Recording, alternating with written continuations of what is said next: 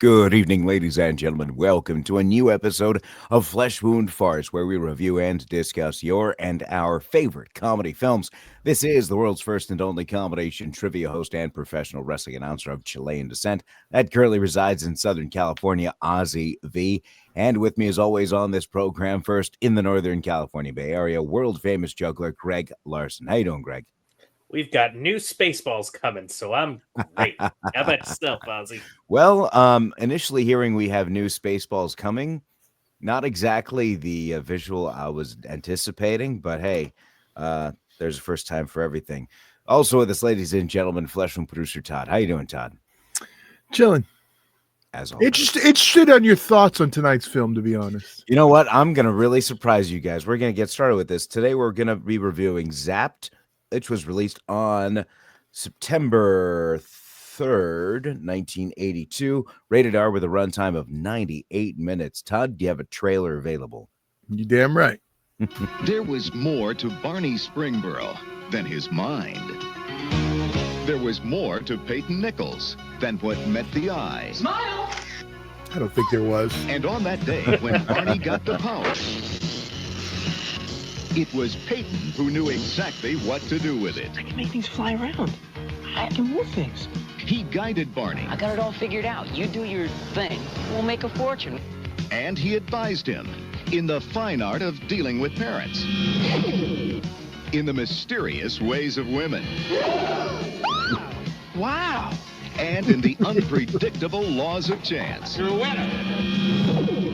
Together, they used the power and took the world for a ride. And found their way into the hearts of every woman. I don't want you to do anything you don't want to. You don't? No.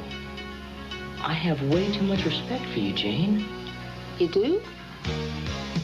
But Peyton never warned Barney about one thing: falling in love. Get off this summer with Zapped.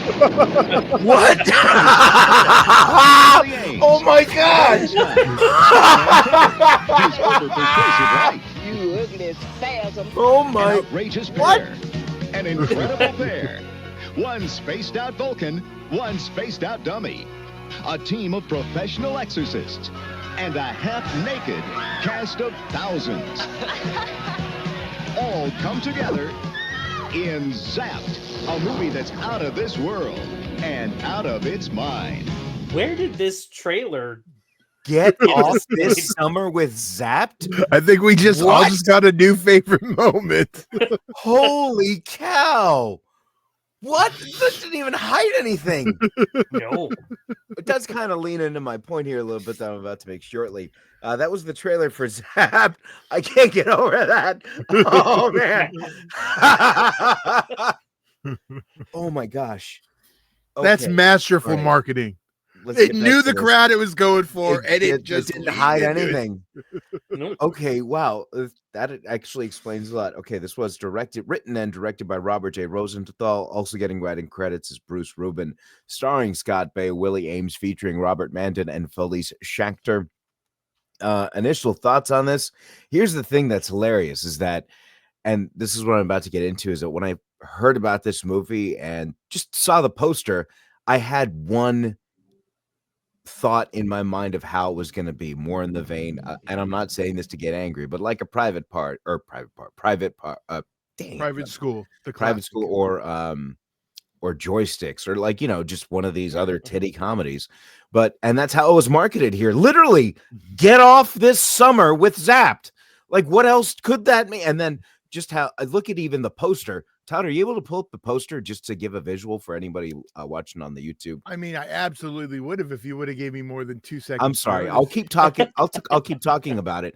But just I'll the pull it image up. I had in my mind was that, I mean, I was familiar with the actors, obviously from Charles in Charge, both Scott Baio and Willie Aames, and I absolutely was a huge fan of Willie Aames while watching that show. So here's a poster here. You see just Scott Baio with a grin in his hand, and they're peeking through a window and telekinetically lifting up this skirt, and both have these grins on their faces. So that gives a particular, and then also to add to it is, why do they have George Washington on the wall? And he looks like he's smiling as well. That's a little thing. Because And George why do they Washington all likes have some the booty crazy spray too. tan? Okay, you both said the Sorry. two things at the exact same time. So one more time. Greg, go ahead. What? I'm curious why the intense spray tan for the both of them. I said Washington likes booty too. There you go. And then even this tagline here, they're getting they're getting a little behind on their classwork, right? Which never Yeah. really actually happened. I mean, there was nothing wrong with their classwork that I Well, remember. they were getting a little behind, so I think that. Well, I part's mean, good. okay, all right. And one of them was kind of, doing a study, so that was kind of classwork. Right, but nobody was getting behind in it. So it doesn't. Anyway, moving on. But my point being is that the marketing made you feel that you were going to watch like just this titty comedy. So when I started watching it, I had that mindset in mind. But then when the main character had heart and he was actually kind of a decent guy, it kind of shifted my focus. And then as I was watching it, it kind of gave me the same feel of the Kurt Russell Disney movies. When I was a kid, I used to watch all the time. I mean, I didn't have the original, but I had copies of Now You See Him, Now You Don't, and The World's Strongest Man, both with Kurt Russell as Dexter Riley. And I actually wrote this down. This is like a Disney Channel movie with nudity. And I know the Yeah, I feel can see you're that. talking about, that 70s era, like that Kurt Russell. Yeah, I get what you're saying. This is early 80s and it still has that type of just like feel. and it doesn't it doesn't feel like that this was made just to, I mean, of course it is the 80s, so there's going to be some gratuitous nudity around, but it's not as just thrown in there as other ones, you know what I mean? And then the fact that whenever he undresses somebody, it's always to get somebody, it was after the one girl is rude to him, and then that the other is It was trying to revenge prevent- nudity. well, but I mean, it wasn't just nudity for the sake of like there was it fit in with the story, so to speak, and it No, it wasn't was just still nudity just for the sake of well, nudity. no, but okay, sure, to the audience member, but at least there was an effort to make it within the story. You know what I mean? And well, it's kind of like, if I'm not going to get into that, but I can't. You just don't want to get more hate comments. No, I mean, I'm know, just saying I enjoyed this movie. That's It's like the an adult surprising film. thing is The- I enjoyed it. The ladies are hungry, they order a pizza, there's a purpose. Put some effort into it. That's all. Just like the time, and it's got to be commensurate with what you're providing. If like the point is to provide that, and you're showing everything, then you could have the story down here. If you have this much showing, you know what I mean? That there's a balance, right? Yeah. And then of course, obviously, if there's nothing going on here, you got to have a really good story, or really good humor, or really good action. So, who wants to start with initial thoughts on this? Well, I mean, I just did, but who wants to go next? Yeah, I mean, I saw a trailer for this, or I saw a clip of this. I think it was randomly suggested on YouTube or something, and when I watched it, I was like, "Oh, this looks like it would be fun for the show." I'd never heard of or seen the movie, so I was excited to get into it. There were some odd parts about it, like I don't know if I'm the only one, but I've never heard of Spam with cream sauce. So, like, writing wise, I was kind of like, okay, what kind of weird things were going on in the 80s? I know Spam was used for everything, but still, Yeah, So doesn't sound I'm stoked. appetizing. Yeah, it doesn't sound appetizing at all. And I'm not anti-spam. Like, it's good stuff from time to time. But so all around, I was excited to go on this journey. I don't think it really let me down in a lot of ways. But the fun video effects of this film that were definitely dated gave me a good chuckle just to see how far we've come. But yeah, all around, I was stoked for it, and I felt it did a great job for what it was. Todd? Well, a young Todd way back in the day, I'll pull an Aussie. Seeing this way too young, obviously a favorite. This is one I've owned on VHS, bootleg DVD, official Wow. DVD, Blu-ray over the years. I almost pulled out my VHS tape because I still have it. It's a favorite. One of my favorite pieces of artwork too, the one we brought up earlier. Yeah, this is just one I saw as a kid. I've always loved. I mean, it's 100% teenage Carrie. Like, Oh yeah. if the boy got it, even down to the prom at the end. I mean, it is. So that as a kid, I already liked horror, so that was perfect. Yeah, it's just fun. I'm kind of surprised. I wasn't sure where you're gonna land. I even asked Greg before where you thought you were gonna land, and it was kind of undecided. It's funny because my friend from out of town is here, and he's one I used to watch with all the time. So I was like, I gotta watch it for the show. So we watched it, and he's a big Heather Thomas fan. That's the blonde. She was also from The Fall Guy, the TV series. I didn't have the heart to tell him that it was a body double when her boobs come out, but I'll let him have that childhood memory as he watches it. So, but yeah. It's just fun. Like, yeah, it is, even though it is an R-rated comedy, it's still light in tone. Like, this is one the TV cut played on like USA and stuff like that, and it was still without the bits of nudity, it was still worked. So right.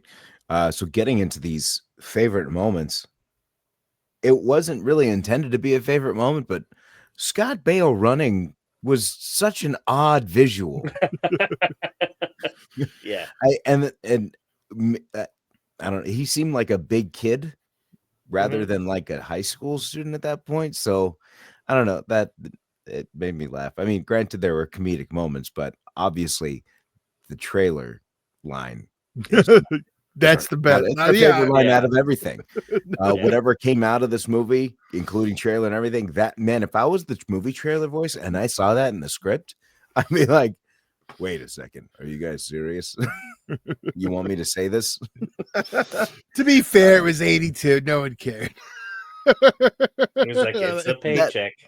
I guess. To be fair, the director's other credits, and I doubt we'll be covering these on the program, but a couple other favorites. He directed Malibu Beach and The Pom Pom Girls, both highly recommended.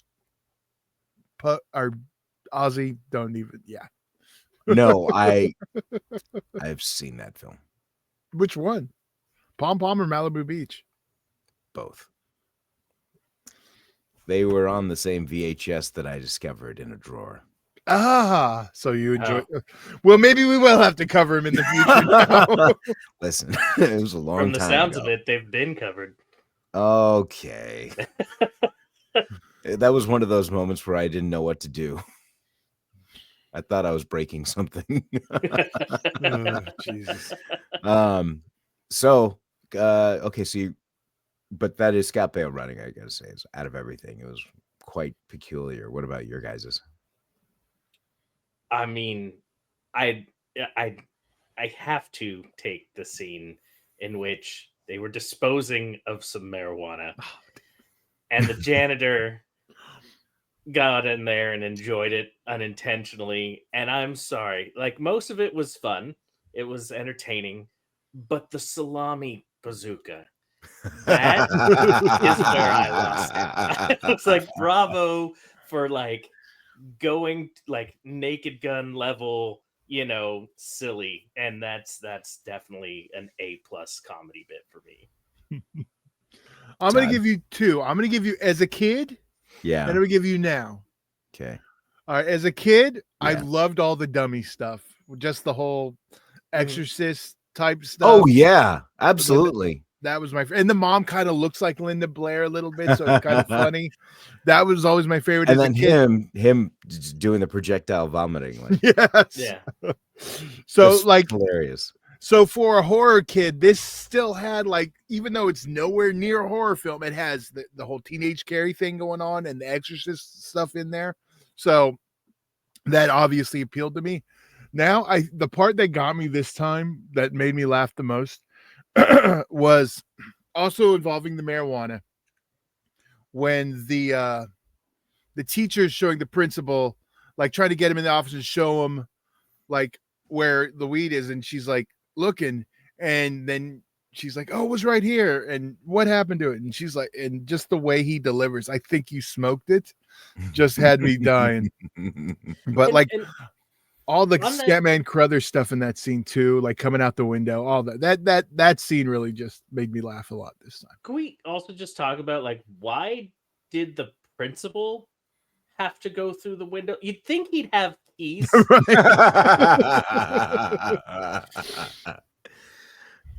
Yeah. Very true. And also just to tail off that scene, he's crawling out the window and then he's seen and then the whole right. Yeah, the Scatman Brothers. Oh, I apologize. Yeah. Yes, that is correct. So going into the ratings here, this wasn't like an extremely hilarious movie, but it was still entertaining. I kind of want to give it a 3.5 right now. And that's what I'm feeling, just because it kind of reminded me of those Dexter Ryler movies. Mhm. And this, like, if he had, like, if there was just a slant there, it'd be really, I think it'd be very similar. So what you're saying, if you like those old Disney movies and wanted boobs in them, this is your film? Pretty much. Okay. That's what I said. It's a Disney movie with nudity. It's a Disney Channel movie with nudity is what I actually wrote down. Well, that's going to sound different. You got to say, because Disney Channel to a lot of people, it's like a whole, that's like all the stuff they made later. There is a Zapped from the Disney Channel, but I it's did no see relation. that. Yeah. Does not take place in the same universe. Yeah. Who wants to go next with their rating? So this one was a hard one because I was having a lot of fun with the movie. The biggest issue I think I had was about 3/4 of the way through the film. I was thinking to myself, okay, where are we going? Like, there was no real like conflict, there was like nothing that you were like, what are we resolving? What are we like? What is the purpose of us moving forward? And it was, there was definitely some their prom that kind of came up, but I was like, okay, I kind of started to lose some interest as to the direction of the film near the end, but I still enjoyed it. And I'm still going to give it a 3.5 because it was a lot of fun. I did have a few good laughs. And yeah, overall it was fun. Oh, and the mice in the fish tank, like that was odd and I loved it. So yeah, 3.5 for me, but just kind of lost in direction near the end. Todd. Before I say my rating, there is one thing I did want to mention. It is effects related. Mhm. I couldn't help but make fun of it while we were watching it. The Enterprise going through the fish tank makes like no sense. It gets it gets tiny and then it comes out and it's giant. It's like, Yeah, I don't know. Yeah, this is just, come on, guys. You could have done a little better. You could have tried a bit. This wasn't like trying to fucking blow up the Death Star. Yes, I'll bleep. But yeah, I was like, wow. Even with that, this isn't there. I have a high nostalgia for this one, so yeah, it's a 5 for me. I love this movie. I Wow. watch it again. I still own it on all those formats that I've mentioned. Like, Right. It's one I've never like got a new one, got rid of the old one. It's one. So there's my Zapped collection.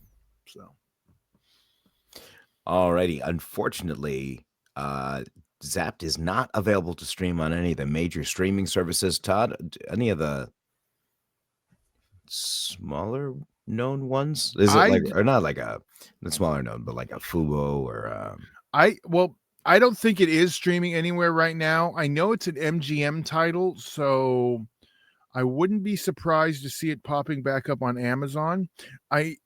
And honestly, it is streaming on Amazon right now. what the deuce? I was searching for it last night. It didn't show up. Well, I'm looking at it right now with your Amazon Prime account. Watch now. Okay. Well, as of June 15th, it is available on Amazon Prime. And it'll probably stay there, being the fact it's an MGM film that's on Amazon. So Right. it might show up on MGM Plus later, but there you go. Yeah. Well, feel free to check that out if you would like. And of course, if you're in the Orange County area this week, I'll be hosting trivia this Tuesday at the Rush Barn Grill in Lake Forest, beginning at 7 o'clock. Also this Wednesday at the Brewery in Placentia, also at 7 o'clock, and both nights are free to play. Prizes for the top winning teams. Come on out and have some fun. Now, would you gentlemen have anything else before you head out this evening? I don't think so. Nope. All right. Well, just to cover, lastly, if you had not heard the news already, the reason Greg wearing his Spaceballs jersey is Spaceballs, the sequel, was released for 2027, I believe. Yeah. Bill Pullman, Rick Moranis are rejoining with Keke Palmer also joining the cast. So should be a good time. Looking forward to that one. Is she gonna be the new maid? That didn't sound like it should have, but you know what I mean. The Joan Dot Rivers Matrix. role. Yeah, I don't know, or some sort of droid. Dizot Matrix. I'm just calling it now. Well, I mean, if it's that's pretty good. But if it is the Schwartz Awakens, then she would most likely be The Daisy Ridley. Yeah, that's what I'm thinking. And I don't know if Daphne Zuniga hasn't been announced, so They might recast her younger. It happens quite a bit in Hollywood. Right. But looking forward to that, of course. So Definitely. you guys don't have anything else for this week. We're going to be heading out this evening, but feel free to catch us. For world famous juggler Greg Larson and Flesh Wound producer Todd, I'm Ozzy V, and we'll see you next week right here on a brand new episode of Flesh Wound Farce.